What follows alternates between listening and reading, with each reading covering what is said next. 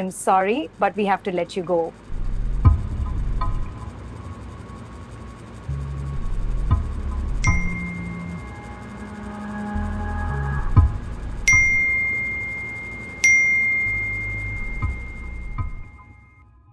You know what's worse than losing your job?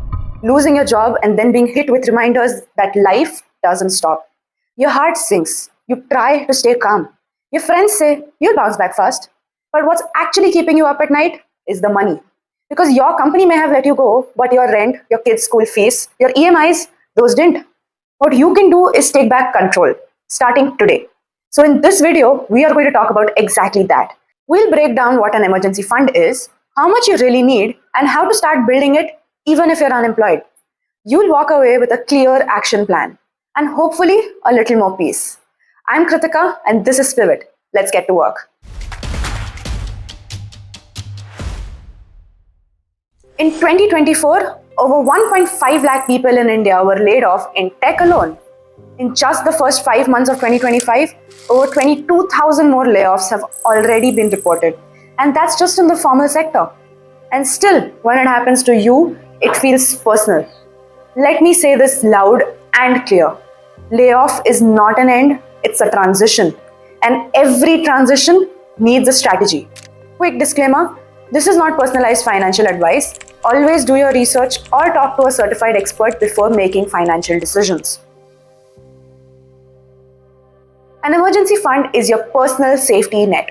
It's a pool of money set aside strictly for unexpected, high-impact events that directly affect your life or livelihood. We're talking about a sudden job loss, a medical emergency, a family crisis, a major repair or relocation you didn't plan for. Not for lifestyle upgrades, not for holidays, and definitely not for impulse buys.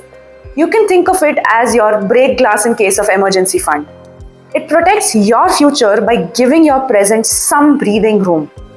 Build it before you need it, because once the storm hits, it's too late to start building an umbrella.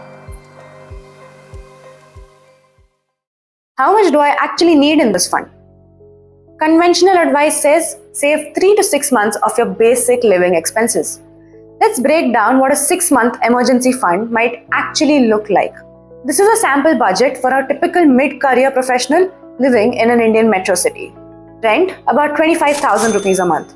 Whether you live alone or with family, this is usually your biggest fixed cost. Groceries and utilities, 10,000 rupees.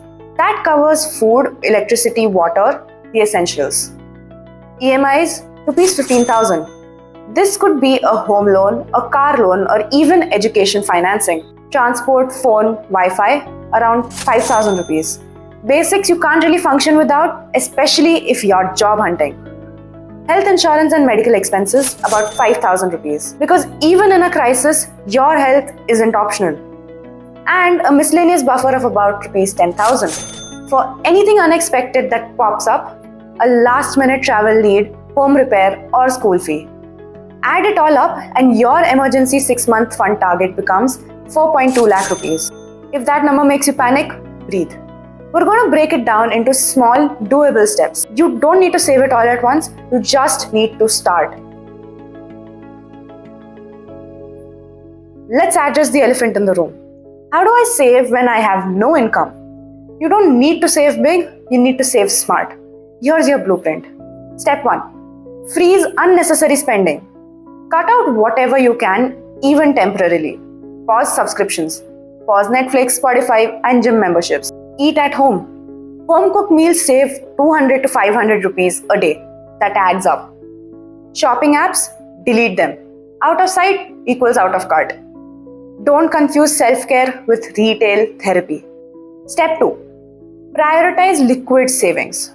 Your emergency fund should be liquid, easy to withdraw when needed.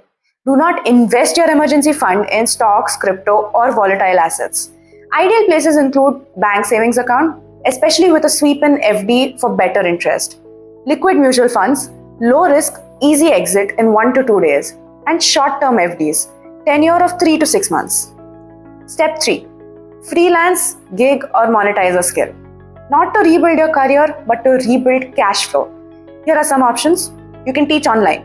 Platforms like Sheg or Vedantu can pay 300 to 800 rupees per hour for subject experts. Freelance writing or design. Use platforms like Upwork or tap into LinkedIn networks. Sell templates or courses. Got Excel skills? Make a tracker and sell it on Gumroad or Notion Market. Resume reviews or interview coaching. If you've hired before, help others prep and earn along the way. Even 8,000 rupees a month can stretch your runway by 2 full months over a year.